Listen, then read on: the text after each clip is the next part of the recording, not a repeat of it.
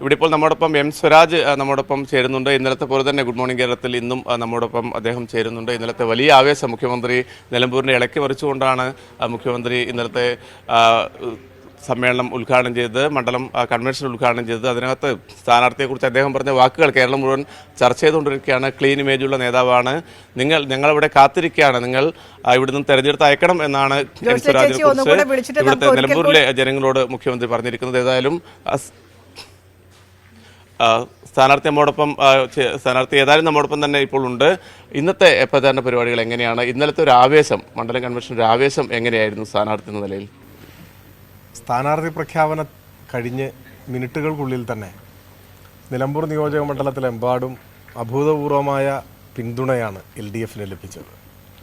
അത് തുടർന്നുള്ള ദിവസങ്ങളിൽ കഴിഞ്ഞ ദിവസത്തെ റോഡ് ഷോ ആയാലും ഇന്നലെ നടന്ന മണ്ഡലം കൺവെൻഷനിലായാലും പ്രതിഫലിക്കുകയുണ്ടായി.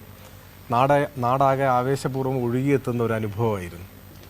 ഇന്നലെ അവിടെ LDF നേതാക്കന്മാരെല്ലാം വളരെ ആവേശഭരിതരായാണ് സംസാരിച്ചത്. അവരിൽ ആവേശം നിറയ്ക്കത്തക്ക വിധം ഒരു അലകടലായി ഇരമ്പുന്ന ജനസാഗരമായിരുന്നു നിലമ്പൂർ. തീർച്ചയായിട്ടും സ്നേഹവാത്സല്യങ്ങൾ കൊണ്ട് വീർപ്പുമുട്ടിച്ച ഒരനുഭവമാണ് ഉണ്ടായത്. അതിന് പ്രിയപ്പെട്ട നിലമ്പൂരിലെ എല്ലാവരെയും സ്നേഹപൂർവ്വം ഹൃദയപൂർവ്വം അഭിവാദ്യം ചെയ്യുകയാണ്. ആ ഒരു ആത്മവിശ്വാസത്തോടെയാണ് LDF പ്രവർത്തകർ ഇപ്പോൾ തെരഞ്ഞെടുപ്പ് പ്രവർത്തനങ്ങൾ ഏറ്റെടുക്കുന്നത്. ഇന്ന് രാവിലെ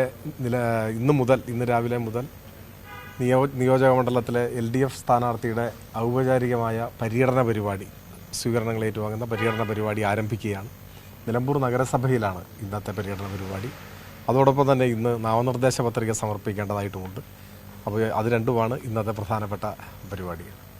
ഈ സാധാരണ ഒരു രാഷ്ട്രീയ പാർട്ടിയുടെ സ്ഥാനാർത്ഥി പ്രതിനിധിയായി മത്സരിക്കുമ്പോൾ കിട്ടുന്ന ഒരു പിന്തുണയുണ്ട്. അതിൽ കവിഞ്ഞ് ജനങ്ങളുടെ വലിയ തരത്തിലുള്ള വലിയ പിന്തുണയും സ്വീകാര്യതയും സ്ഥാനാർത്ഥി എന്ന നിലയിൽ ലഭിക്കുന്നുണ്ട്. വിവിധ കോണുകളിൽ നിന്നുള്ള കഴിഞ്ഞ ദിവസത്തെ ഈ പൊതുയോഗത്തിലും കണ്ടത് അങ്ങനെയാണ്. അപ്പോൾ സ്ഥാനാർത്ഥി എന്നുള്ളതിൽ ഇത്രയേറെ പ്രതീക്ഷിച്ചിരുന്നു സ്വന്തം നാട്ടിലേക്ക് വന്നിറങ്ങുമ്പോൾ ജനങ്ങളുടെ ഈ പിന്തുണ ഈ അർത്ഥത്തിലേക്ക് വളരെ വിപുലമായി വലുതാകുമെന്ന്? എൻ്റെ മാത്രമല്ല LDF പ്രവർത്തകരുടെയും പ്രതീക്ഷയിൽ കവിഞ്ഞുള്ള ഒരു പിന്തുണ ലഭിക്കുന്നു എന്നത് വസ്തുതയാണ്. ഞാൻ വിചാരിക്കുന്നത് അത് ഒരു വ്യക്തിക്ക് ലഭിക്കുന്ന പിന്തുണ എന്ന നിലയിലല്ല കാണേണ്ടത്, മറിച്ച് നമ്മുടെ നാട് ചരിത്രത്തിലെ സുപ്രധാനമായ ഒരു ഘട്ടത്തിൽ എത്തി നിൽക്കുകയാണ്. കേരളം വളർച്ചയുടെ പാതയിലാണ്. ലോകത്തിലെ വികസിത പ്രദേശങ്ങളെപ്പോലെ കേരളവും ഉത്തരോത്തരം അഭിവൃദ്ധി പ്രാപിക്കുന്ന ഒരു യാത്രക്കിടയിലാണ്. അപ്പോൾ ഈ വികസന പ്രവർത്തനങ്ങൾ, വൻതോതിലുള്ള വികസന പ്രവർത്തനങ്ങൾ, അതൊക്കെ കൂടുതൽ ശക്തമായി തുടരണം എന്ന് ജനങ്ങൾ ആഗ്രഹിക്കുന്നുണ്ട്. എത്രയോ കാര്യങ്ങൾ ഈ ചുരുങ്ങിയ കാലത്തിനുള്ളിൽ നമുക്ക് എണ്ണി പറയാൻ കഴിയും. ഇപ്പോൾ പവർ കട്ടില്ല, ലോഡ് ഷെഡിംഗ് ഇല്ല. അക്കാര്യത്തിൽ ഇന്ത്യക്ക് മാതൃകയായി. രാജ്യത്തെ ആദ്യത്തെ വാട്ടർ മെട്രോ നമ്മുടെ കേരളത്തിൽ ആരംഭിച്ചു. ഗെയിൽ പൂർത്തിയാക്കി. K-Phone ലോകത്തിൻ്റെ ആകെ ആദരവ് പിടിച്ചുപറ്റി. ദ ഗാർഡിയൻ ദിനപത്രമാണ് അതിനെ ശ്ലാഘിച്ചുകൊണ്ട് ലേഖനം എഴുതിയത് ബ്രിട്ടനിൽ. ലോകത്തിൻ്റെ പല ഭാഗങ്ങളിലും ഈ കേരളത്തിൻ്റെ പെരുമ ഇപ്പോൾ ഘോഷിക്കപ്പെടുന്ന ഒരു കാലമാണ്. പാല എഴുതിയിട്ടുണ്ട്, സഹ്യനെ കയറിയും കടന്നും ചെന്നന്യമാം ദേശങ്ങൾ. കേരളം വളരുന്നതിനെക്കുറിച്ച് എഴുതിയിട്ടുണ്ട്. കേരളം വളരുന്നു പശ്ചിമഘട്ടത്തെ കയറിയും കടന്നും ചെന്നന്യമാം ദേശങ്ങളിൽ. അപ്പോൾ ആ കേരളത്തിൻ്റെ ആ ഒരു വളർച്ചയുടെ ഘട്ടമാണ്. ഒപ്പം ക്ഷേമ പ്രവർത്തനങ്ങൾ, ഈ ക്ഷേമ പെൻഷൻ ഉൾപ്പെടെ ഏറ്റവും സാധാരണക്കാരായ ജനങ്ങൾ ആശ്രയിക്കുന്ന ആശുപത്രികൾ, സർക്കാർ പള്ളിക്കൂടങ്ങൾ, അവിടെയൊക്കെ വന്ന മാറ്റം, അങ്ങനെ ഒരു സമഗ്രമായ സർവതല സ്പർശിയായ വളർച്ചയുടെയും മാറ്റത്തിൻ്റെ അന്തരീക്ഷം കേരളത്തിലുണ്ട്. ഇതൊക്കെ തുടരണം എന്നാഗ്രഹിക്കുന്നുണ്ട് കേരളത്തിലെ ജനങ്ങൾ. അപ്പോൾ ആ നടപടികൾക്കുള്ള പിന്തുണ കൂടിയാണ്. ഇടതുപക്ഷത്തിനുള്ള ഒരു പിന്തുണ ശക്തിപ്പെടുന്നതിൻ്റെ ലക്ഷണമായിട്ടാണ് ഞാനിതിനെ കണക്കാക്കുന്നത്. അതിൽ ആവേശവും ആഹ്ലാദവും ഉണ്ട്. ഇവിടെ ഏറ്റവും ഞാൻ പറഞ്ഞിട്ടും സാധാരണക്കാരായ മനുഷ്യർ പോലും ഇന്നലെ ഒരു കല്യാണ വീട്ടിൽ നമ്മൾ പോയപ്പോൾ അവിടെ ഈ മിഠായിയൊക്കെ പൊതിഞ്ഞു നൽകുന്നത് സ്ഥാനാർത്ഥിയുടെ ഫോട്ടോ വെച്ചിട്ടുള്ള കവറിലൊക്കെയാണ്. അതെ, ഞാനിത് ഇന്നലെ അത് അറിഞ്ഞു, മാധ്യമങ്ങളിലൂടെ അറിഞ്ഞു. പക്ഷെ അവിടെ വിവാഹത്തിൻ്റെ ഇന്നലെ അവിടെ എത്താൻ സാധിച്ചില്ല, വേറെ തിരക്കുകൾക്കിടയിലായിട്ട്. എല്ലാം സന്തോഷമുള്ള കാര്യമാണ്.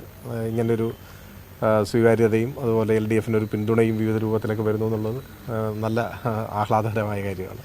ഈ എതിരാളികൾ തന്നെ എം സ്വരാജിനെ എന്തുകൊണ്ട് സ്ഥാനാർത്ഥിയാക്കുന്നില്ല എന്നതായിരുന്നു ആദ്യഘട്ടത്തിൽ ചോദിച്ചത്. ഇപ്പോൾ എം സ്വരാജ് പര്യടനം ആരംഭിച്ച് പ്രചരണ രംഗത്തേക്ക് വന്നപ്പോൾ ഈ നുണമോബുകളുമായി അതേ ആൾക്കാർ തന്നെ ഇറങ്ങിയിട്ടുണ്ട്. പലതരത്തിലുള്ള പ്രസംഗങ്ങളുടെ പഴയ വീഡിയോകൾ, തെറ്റിദ്ധാരണാജനകമായ പല വാർത്തകൾ, അങ്ങനെ ഈ പ്രചരണ ഘട്ടത്തിൽ ഇനി ഇതൊക്കെ നേരിടാനുള്ള അവസ്ഥയിലേക്ക് സ്ഥാനാർത്ഥി പോവുകയാണ്. എങ്ങനെയാണ് ഈ നുണബോംബുകൾക്കെതിരെയുള്ള പോരാട്ടം ഈ സ്ഥാനാർത്ഥി എന്നുള്ള നിലയിൽ ഈ ഘട്ടത്തിൽ നടത്തുക?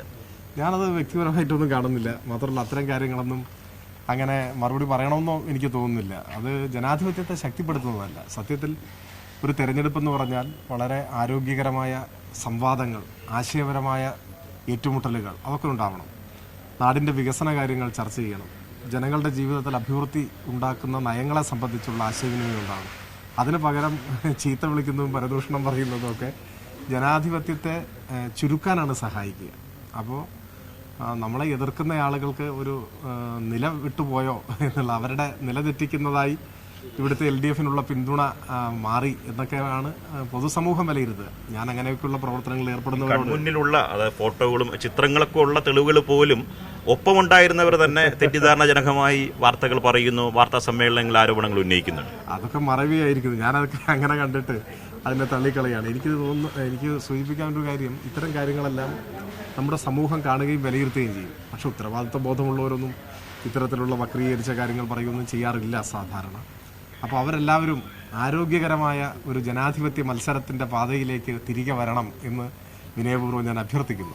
ഈ എം സ്വരാജ് SFI രംഗത്തും DYFI രംഗത്തൊക്കെ സജീവമായി ഉണ്ടാകുന്ന ഘട്ടങ്ങളിൽ വിവിധ പ്രസംഗങ്ങൾ നടത്തിയിട്ടുണ്ട്. അതൊക്കെ റീൽസുകളായി ഇപ്പം തുടരെ വരുന്നുണ്ട്. എനിക്ക് വ്യക്തിപരമായ ഒരു ചോദ്യമാണ്, നമുക്ക് പ്രസംഗിക്കുക എന്ന് പറയുന്ന ഒരു ഘടനാപരമായ ഒരു രീതിയാണല്ലോ.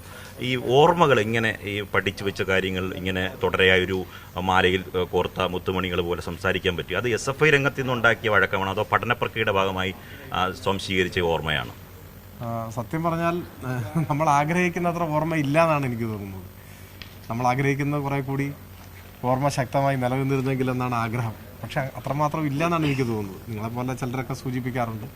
പക്ഷെ നമ്മുടെ ഒരു ആഗ്രഹം ഇതിനേക്കാൾ കുറെ കൂടി മിഴിവാർന്ന ഒരു ഓർമ്മ, തെളിവാർന്ന ഒരു ഓർമ്മ.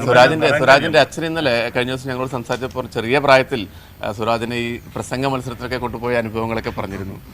അതെ. ഞാൻ സ്കൂളിൽ പഠിക്കുമ്പോൾ, പിന്നെ അതുപോലെ കോളേജിൽ പഠിക്കുമ്പോഴും, മറ്റേ കാലിക്കറ്റ് യൂണിവേഴ്സിറ്റി ഇന്റർസോൺ കലോത്സവത്തിൽ പ്രസംഗ മത്സരത്തിൽ 1ാം സ്ഥാനം കിട്ടിയതിന് ശേഷം ഞാൻ പിന്നെ മത്സരങ്ങളിൽ പങ്കെടുത്തിട്ടില്ല. അപ്പോൾ ഈ മത്സരങ്ങളൊരു മടുപ്പായി തോന്നി. അതിനുശേഷം പിന്നെ പങ്കെടുത്തിട്ടില്ല. ഈ ഒരു അത് ഞാൻ കൂടുതൽ അങ്ങനെ ചോദിക്കാനുള്ള കാരണം, എം സ്വരാജ് നിയമസഭയിൽ പ്രസംഗിക്കുന്ന ശൈലിയല്ല ചാനൽ ചർച്ചകൾ സംസാരിക്കുമ്പോൾ. ഓൺലൈൻ മീഡിയയിൽ പ്രസംഗിക്കുമ്പോഴോ അല്ലെങ്കിൽ പാർട്ടി ക്ലാസ്സുകൾ എടുക്കുമ്പോഴോ ആ രീതിയല്ല. പൊതുസമ്മേളനത്തിൽ സംസാരിക്കുമ്പോൾ മറ്റൊരു രീതിയാണ്. ഈ ഒരു അവരോഹണത്തിൻ്റെ ഒരു രീതിയുണ്ട്. അവസാനത്തെ പഞ്ച് ഡയലോഗിൽ അവസാനിപ്പിക്കുക, ഇങ്ങനെ ഒരു ഘടനാപരമായി ഇതിനെ കോർത്തിണക്കുന്നതിൻ്റെ പാഠവും കൂടിയാണ് ഞാൻ ചോദിച്ചത്. അല്ല, പക്ഷെ അത് ബോധപൂർവ്വമല്ല. നിങ്ങൾ ഈ പറയുന്നത് ഞാൻ അങ്ങനെ ശ്രദ്ധിച്ചിട്ടുമില്ല. എനിക്ക് തോന്നുന്നു ഓരോ സാഹചര്യത്തിനനുസരിച്ച് സ്വാഭാവികമായിട്ട് വരുന്നതാണ്. അത് ബോധപൂർവം ഇങ്ങനെ തയ്യാറാക്കി പ്രസംഗിക്കുന്നില്ല. ഞാൻ ഒട്ടുമുക്കാലും നിയമസഭയിൽ ഒരു പ്രത്യേകതയുണ്ട്. നിയമസഭ നമുക്കൊരു നിശ്ചിത സമയം, ആ സമയത്തിനുള്ളിൽ ഒതുങ്ങി നിൽക്കാനാണ് ഞാൻ എപ്പോഴും ശ്രമിക്കാറുള്ളത്. ഞാൻ ഓർക്കുന്ന ഒരിക്കൽ ഞാൻ നിയമസഭയിൽ സംസാരിച്ച് കഴിയുമ്പോൾ 10 മിനിറ്റ് മറ്റുമാണ് അനുവദിച്ച സമയം. അപ്പോൾ അന്ന് ചെയറിലിരുന്ന സ്പീക്കർ എൻ്റെ പ്രസംഗം അവസാനിച്ചപ്പോൾ ഒരു കമൻറ്റ് പറയുന്നുണ്ട്. അത് നിങ്ങൾക്ക് ഇപ്പോഴും അതെടുത്തു കഴിഞ്ഞാൽ ചിലപ്പോൾ കേൾക്കാൻ കഴിയും. അബ്സല്യൂട്ട്ലി കറക്റ്റ് എന്ന് പറയുന്നത്. അപ്പോൾ ചില ആളുകൾ ധരിച്ചു ഞാൻ ഈ പറഞ്ഞ കാര്യങ്ങൾ വളരെ ശരിയാണ് എന്ന് സ്പീക്കർ പറയണം. അപ്പോൾ സ്പീക്കർ അങ്ങനെ പറയാൻ പാടുണ്ടോ എന്ന്. പക്ഷെ അദ്ദേഹം അതല്ല. അപ്പോൾ അദ്ദേഹത്തിൻ്റെ മുമ്പിൽ സമയമാപിനിയുണ്ട്, അംഗങ്ങൾക്കും കാണാം.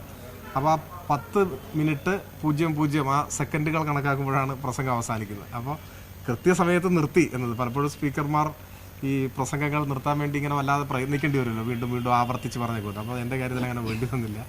ആ കൃത്യം ആ സെക്കൻഡായപ്പോൾ പ്രസംഗം നിർത്തി എന്ന് ഉള്ളതിലെ സന്തോഷം അദ്ദേഹം പ്രകടിപ്പിച്ചതാണ്. അതാണ് ഉള്ളത്. ആ സമയത്ത് തന്നെ നിയമസഭാ സെക്രട്ടറിയുടെ ചുമതല വഹിച്ചിരുന്ന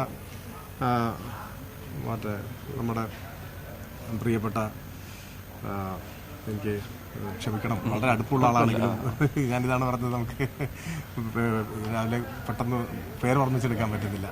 എനിക്ക് വളരെ അടുപ്പുള്ള ആളാണ്, അവരോട് ക്ഷമിക്കുന്ന ഞാൻ കരുതുന്നു. അപ്പോൾ അവർ എഴുതുകയും പറയുകയും ചെയ്തിട്ടുണ്ട് കൃത്യമായ സമയത്ത് പ്രസംഗം. അപ്പോൾ അങ്ങനെ പ്രസംഗം ചുരുക്കാൻ വേണ്ടി നമ്മൾ കുറിപ്പുകൾ ഉപയോഗിക്കും. അതായത് പോയിന്റുകൾ മാത്രം എഴുതി അത് നോക്കിയിട്ട് നിയമസഭയ്ക്ക് പുറത്തുള്ള പ്രസംഗങ്ങളിൽ ഞാൻ മിക്കപ്പോഴും അങ്ങനെ ഉപയോഗിക്കാറില്ല. ഞാൻ മുൻകൂട്ടി തയ്യാറെടുക്കുകയോ കുറിപ്പുകൾ നോക്കുകയോ ചെയ്യുന്നില്ല. അത് മോശമാണെന്ന അഭിപ്രായമുള്ളതുകൊണ്ടല്ല. അങ്ങനെ നന്നായി സംസാരിക്കുന്നവരുണ്ട്, കുറിപ്പുകൾ നോക്കി വേണം പ്രസംഗിക്കാമെന്നാണ് പറയാറ്. പക്ഷേ എന്തോ എനിക്ക് അങ്ങനെ ഒരു ശൈലി ശരിയാവുന്നില്ല, അതുകൊണ്ട് നോക്കാറില്ല. അതുകൊണ്ട് ഞാൻ പറഞ്ഞു വന്നത് ഓരോ സന്ദർഭത്തിലും സ്വാഭാവികമായി വരുന്നൊരു കാര്യം, അപ്പം മനസ്സിൽ തോന്നുന്ന കാര്യങ്ങൾ അങ്ങനെ പറയുന്നതാണ് സോഷ്യൽ മീഡിയയുടെ കാലം കൂടുതൽ സജീവമായി അതിൻ്റെ ഒരു അഡ്വാൻറ്റേജ് കൂടിയാണ്. കാരണം എം സ്വരാജ് മുമ്പ് പ്രസംഗിച്ച സാധനങ്ങളൊക്കെ റീൽസുകളായി തുടരെ വരുന്നുണ്ട്. ഈ തെരഞ്ഞെടുപ്പ് രംഗത്ത് പലരും ഉപയോഗിക്കുന്നുണ്ട്.